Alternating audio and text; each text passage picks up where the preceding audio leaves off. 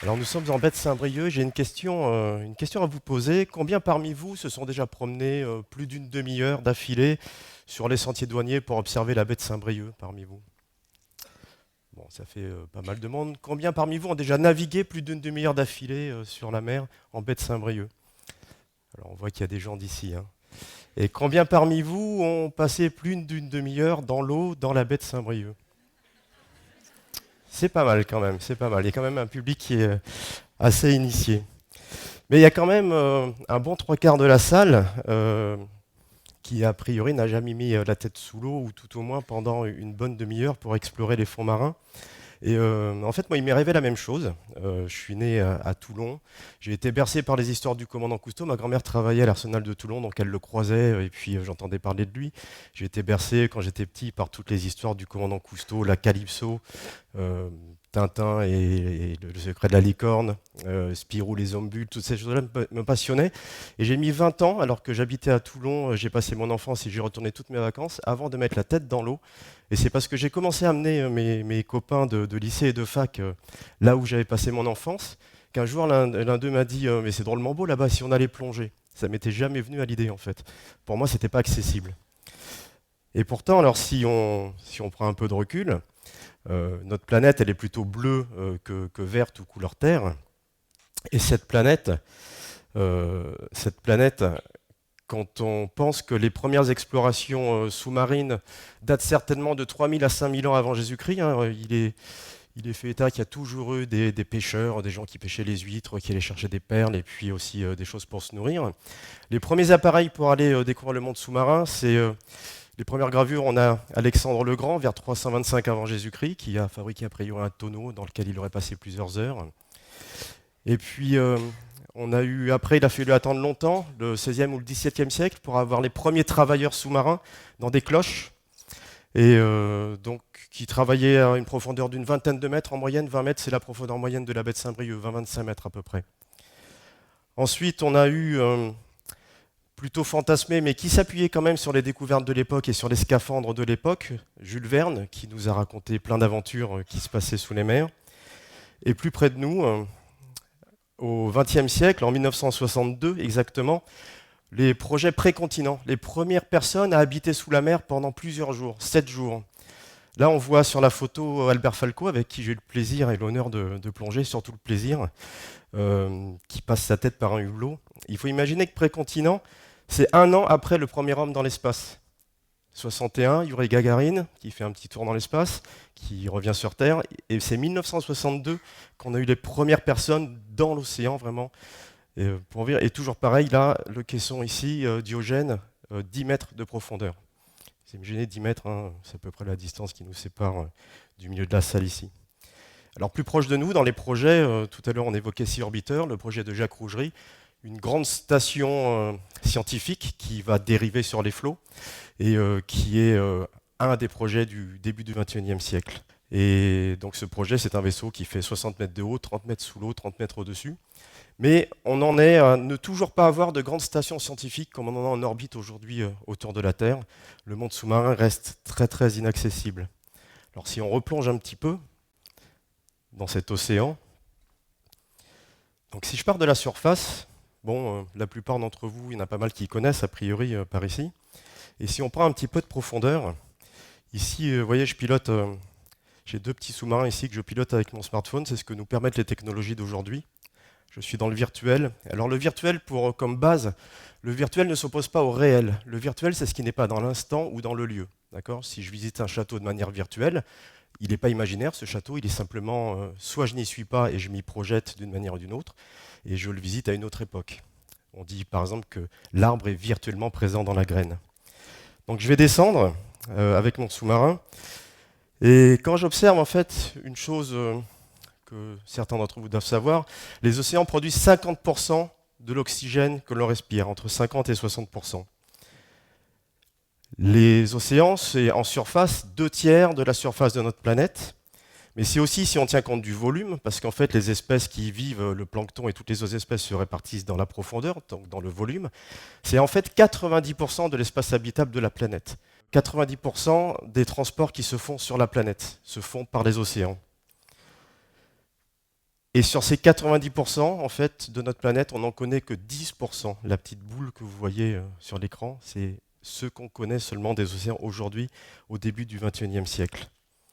Et ces océans, avant même d'avoir su et d'avoir pu utiliser tout ce qu'ils peuvent nous offrir en termes de pharmacologie, en termes de nourriture, en termes d'histoire de notre évolution, on est en train de les détruire. C'est-à-dire que en ce moment, c'est une sorte de déchetterie énorme. On commence à trouver des traces plutôt inquiétantes de plastique dans les poissons, dans les mollusques, etc. Et pourtant, ces océans, toujours, j'insiste là-dessus, sont tellement inconnus qu'on a été par exemple capable de retrouver un poisson, le sélacanthe, qu'on croyait disparu depuis 65 millions d'années, date des derniers fossiles qu'on a trouvés. On l'a retrouvé à 120 mètres de fond, au sud-est de l'Afrique. Donc 120 mètres, c'est la distance que moi je parcours pour aller prendre mon pain le matin chez mon boulanger.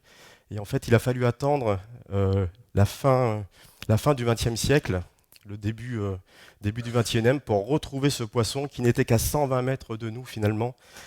Et resté caché jusqu'à maintenant. Alors quand je me suis mis à la plongée, moi je me rappelais d'une phrase du commandant Cousteau qui a toujours résonné un petit peu, qui était de dire qu'en fait les gens protègent et respectent ce qu'ils aiment, et donc si on veut qu'ils aiment la mer, il faut autant les émerveiller que les éduquer. Donc quand j'ai commencé la plongée, si on fait un petit retour en arrière, la première chose que j'ai voulu faire, c'était sortir un petit peu de cette formation qui était très militaire en fait, parce que la plongée, on travaille sur les tables de plongée de la Marine nationale par exemple, et je me suis dit bon, qu'est-ce qu'on pourrait faire pour changer un petit peu notre angle de vue sur la plongée, la rendre un peu plus ludique. Alors j'ai commencé à essayer de faire des logiciels pour la formation. On apprend beaucoup de physique pour la formation, et donc là ce que vous voyez c'est le premier logiciel que j'ai fait quand j'étais étudiant, donc c'était 86. Alors c'était éducatif, par contre c'était pas vraiment merveilleux. Je ne sais pas si vous voyez un petit peu le... Voilà, on était quand même loin du résultat. Alors ce qui se passait, c'est qu'à l'époque, c'était très confidentiel dans un club. À l'époque, Internet, c'était Internet la version 1.0. On ne savait pas qu'il y aurait la 2 et la 3 plus tard, et ainsi de suite. Internet 1.0, c'était des pages connectées entre elles. Vous vous rappelez les liens hypertextes. J'ai une page, je clique sur un lien, ça m'amène sur une autre page.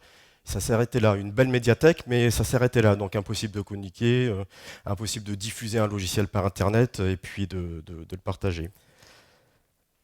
Suite à ça, années 90, 2000, etc., sont arrivés les premiers jeux, sont arrivés les premiers 3D sur les consoles de jeux, sur les ordinateurs. Alors des jeux qui parlaient du monde sous-marin, qui commencent à se l'approprier, ce monde sous-marin, mais des jeux sans éthique, souvent, et sans aucun réalisme. La plupart du temps, il faut tuer des requins mutants. La race à abattre est absolument innommable. Et dans le même temps, on a aussi, alors que depuis 1977 à peu près, l'Ifremer, par exemple, était capable de faire de la cartographie 3D des fonds marins, Google s'approprie aussi cette technologie et commence dans la version 5 de Google Earth de présenter les océans en 3D à visiter, mais comme vous pouvez le voir aussi là-dessus, on a la 3D, on a les vrais fonds marins, mais finalement, on n'est toujours pas dans l'émerveillement. C'est toujours pas de vie, qu'elle soit animale ou végétale. Entre-temps, il s'était passé une chose, c'est que le web était devenu 2.0. Donc ce n'était plus que des pages connectées entre elles, c'était aussi des gens connectés entre eux. Le symbole, c'est Facebook, les réseaux sociaux. On connecte les gens et ce sont les gens qui deviennent les médias finalement. Les meilleurs diffuseurs d'informations, ce sont les utilisateurs. Donc je me suis repenché 20 ans après sur mes petits logiciels qui n'avaient pas forcément de futur, et je me suis dit, est-ce qu'on ne pourrait pas réinvestir ça avec ces nouveaux réseaux sociaux pour en faire quelque chose? Et là, je suis tombé, en m'amusant un petit peu sur Internet, je suis tombé à l'époque 2006-2007 sur Second Life, univers virtuel en ligne. En fait, c'est du web, mais au lieu d'avoir des lignes de texte et des photos, vous êtes un petit personnage, un avatar, vous vous promenez dans un univers en 3D, et vous interagissez avec des gens, mais des vrais gens qui sont derrière. Et là, je me dis, le virtuel, finalement, qui ne s'oppose pas au réel, c'est en même temps, on fait comme si, quand on est dans le virtuel. Et là, cette histoire avec PADI, la Fédération de plongée américaine, mon premier contrat, je l'ai signé avec eux, en bossant dans mon grenier, en fait. Un jour, un petit avatar qui arrive, tout chevelu, et qui vient parler avec mon avatar, avec nos claviers, en anglais dans le texte. et qui me dit tiens, c'est intéressant, j'ai vu tes outils de simulation de plongée, est-ce qu'on pourrait pas en faire quelque chose? Moi, je ne savais pas à qui je m'adressais, puis il se présente au bout d'un moment. Je suis John Kinsella, vice-président de PADI America, donc en Californie. Moi, j'étais à Pleneuve-Val-André dans mon grenier. Donc, ok, on bosse ensemble. Et puis, ce premier projet donc m'a permis de me lancer. Et là, ce que vous voyez sur cette image, bah, ce sont des gens, alors je ne saurais plus vous dire qui était derrière ces avatars, mais il y avait un Australien, il pouvait y avoir un Japonais, un Espagnol, un Français, alors ça posait des problèmes des fois sur les heures de sommeil, mais on se regroupait, et les gens discutaient entre eux et on parlait de plongée. Et là, on avait déjà des premiers retours, moi j'ai des gens qui m'ont envoyé des mails, les premiers plaisirs, de gens qui me disaient « je n'avais jamais plongé, et grâce à ce qui a été développé dans Second Life, je suis allé faire mon baptême de plongée, je suis en train de passer mes niveaux, et voilà, je me suis lancé en fait. » Après, dans Second Life, on n'était toujours pas sur du réel. On reste quand même sur de l'imaginaire. Donc, je me suis rapproché d'un garçon qui s'appelle Alain Dinis, qui a un projet qui s'appelle Digital Océan. Et puis, je me suis rapproché de lui pour essayer de voir ce qu'on pouvait faire, ce qu'on pouvait aller récupérer sur le monde réel pour le ramener dans ces mondes en 3D. Et on est allé, vous avez vu, avec les moyens du bord, cartographier des récifs coralliens. On a fait une expérience comme ça en Égypte, donc à la main, avec des petits dessins, des petits crobards. Il n'y a pas besoin de beaucoup de technique en fait. On fait appel à ce que sont capables de faire les plongeurs. L'intérêt c'est ça, c'est de prendre chacun d'entre nous, d'entre vous, comme étant des capteurs environnementaux, et puis d'emmagasiner les données qu'ils peuvent prendre. Et l'idée de ce projet, une fois qu'on a scanné un récif en 3D, c'est de pouvoir le ramener à la piscine municipale par exemple, le ramener à l'école et pouvoir faire plonger les enfants qui ne pourront pas forcément voyager dans des contrées lointaines pour différents problèmes ou de coûts, d'accessibilité ou de protection aussi, si ce sont des zones protégées. Eh bien, on va pouvoir faire un peu découvrir en ayant une immersion corporelle, on est dans l'eau à la piscine, avec le visuel couplé. Eh bien, ça fonctionne, c'est-à-dire que le cerveau se fait avoir assez facilement, même si on est juste devant un petit écran, on a quelque chose qui commence à se passer. Alors, on commence à avoir un peu d'émerveillement. Et après, le sélacanthe que vous avez vu au début là, avec Laurent Balesta émerveillé devant ce poisson qu'il découvre pour la première fois, ce sélacanthe, on l'a modélisé en 3D et on l'a transporté comme ça dans un masque de réalité virtuelle Oculus Rift qui vous permet, quand vous le mettez sur vos yeux, de regarder partout autour de vous et de vous retrouver dans l'environnement. Vous êtes immergé, l'information est autour de vous cette fois. Et ce masque, on l'a promené dans plusieurs salons, salon de la plongée, Festival mondial de l'image sous-marine. Les gens étaient tous amusés, émerveillés. On voit un petit peu des images là. Et un jour, il y a un petit enfant un garçon d'une quinzaine d'années, très lourdement handicapé, à la fois moteur et physique, qui était là avec ses parents. Ça m'a dit, il peut essayer. Alors évidemment qu'il peut essayer. C'est justement fait c'est pour donner accès à ceux qui ne peuvent pas. Il a mis le masque. Il est resté un bon moment comme ça, à regarder autour de lui. Et quand il enlevait le masque, il avait un sourire, un beau sourire qui m'émeut toujours d'ailleurs. Et sa maman a dit, il avait 15 ans, a dit, je ne l'ai jamais vu sourire comme ça. Et ça, c'était un moment assez fort parce qu'on s'est dit, là, sans le vouloir en fait, on commençait à toucher un petit peu ce transport de l'émerveillement dont on parlait. Et ça, c'était vraiment un beau moment. Et je me suis dit, en fait, ce qu'on faisait en Second Life, on faisait comme si, c'était nous les acteurs, on fait comme si. Et nous, on est juste des techniciens, en fait. On en est au balbutiement de tous ces outils. À l'époque des Frères Lumière, quand ils ont présenté le train entrant en gare de la Ciotat, le public est parti en courant, ils ont peur de se faire écraser par le train. Et en fait, on avait des techniciens qui avaient mis au point un appareil de projection. Aujourd'hui, ces technologies sont prêtes à partir dans le grand public et surtout prêtes à partir vers des gens qui vont être artistes et qui vont savoir les utiliser, ces technologies. Elles sont devenues le standard. Donc imaginez ce qu'on va pouvoir en faire quand nous, on a été capable de transporter l'émotion de Laurent Balesta jusqu'à ce garçon, comme ça.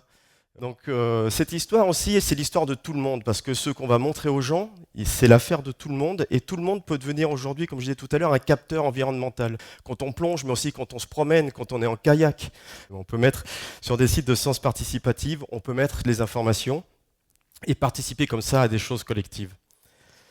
Donc le web aujourd'hui, il est dans sa version 3.0.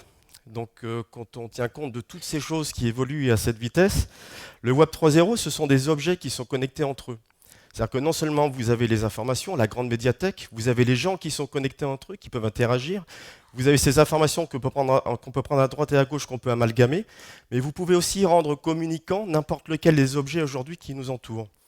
Par exemple ici, vous avez avec les lunettes Google Glass, qui vous permettent d'augmenter la réalité qui vous entoure, la réalité augmentée. Ces lunettes vont vous permettre de faire sortir d'un livre qui existe déjà les espèces sous-marines en 3D et vous donner surtout des liens vers des informations en ce qui les concerne, leur protection ou non, la manière de les pêcher, dans quelle zone on peut les pêcher, et aussi vous renvoyer sur les sites de sciences participatives de gens comme l'Agence de l'eau, la Fondation Albert II de Monaco, des gens qui travaillent comme ça sur l'agrégation de données. Donc aujourd'hui, on en est là, c'est-à-dire que vous tous ici présents, vous pouvez jouer un rôle dans une communauté qui va permettre de remonter les informations à des scientifiques, mais pas que dans le monde de la plongée, c'est valable pour le tourisme, pour l'industrie, dans énormément de domaines. Et surtout, vous allez pouvoir aussi aller voir le résultat de ce que vous avez fait et de ce à quoi vous avez contribué. Aujourd'hui, avec mon petit sous-marin que je pilote ici, toujours dans mon écran, il suffit simplement d'un petit bout de carton comme ça. Vous voyez, je mets mon téléphone dedans et en fait, je vais aller visiter mon environnement virtuel et je vais pouvoir voir peut-être éventuellement ce sur quoi travaillent les scientifiques à partir de données que moi je leur ai fournies ou des pistes que je leur ai indiquées. Donc voilà un petit peu où on en est. Et ce qui est amusant, c'est cette technologie-là, le petit masque stéréoscopique. Ben, Jules Verne, il a peut-être utilisé ça parce que c'est la fin du 19e, c'est le stéréoscope de Holmes. C'est simplement deux lentilles. Et puis à l'époque, on mettait deux cartes postales. Il y avait une photo prise d'un côté, une photo prise de l'autre, une pour chaque œil. Et avec ça, on reproduisait le relief. Et on emmenait déjà, fin du 19e siècle, les gens de manière virtuelle dans des paysages qu'ils ne connaissaient pas. Voilà. Donc un petit état des lieux de où peuvent nous mener ces technologies et surtout de votre contribution et à vous de vous y intéresser, de vous lancer là-dedans. Voilà. Merci.